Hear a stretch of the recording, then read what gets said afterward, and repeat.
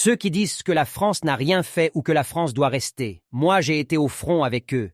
J'ai mangé avec eux. J'ai patrouillé avec eux. J'ai écouté leur radio. Ce que j'ai attendu, si vous étiez là, vous allez tirer sur eux.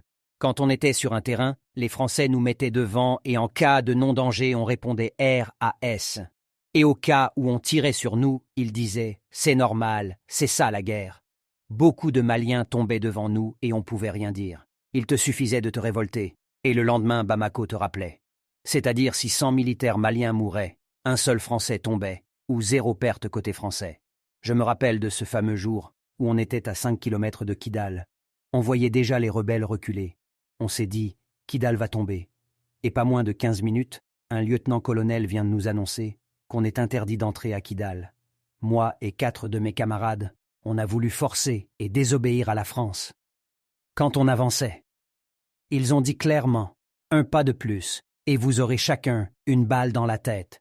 C'est ce jour-là, j'ai pleuré comme un bébé, et j'appelle nos supérieurs à Bamako. Leur seule réponse, il faut rester derrière la France. Like et abonne-toi pour la deuxième partie.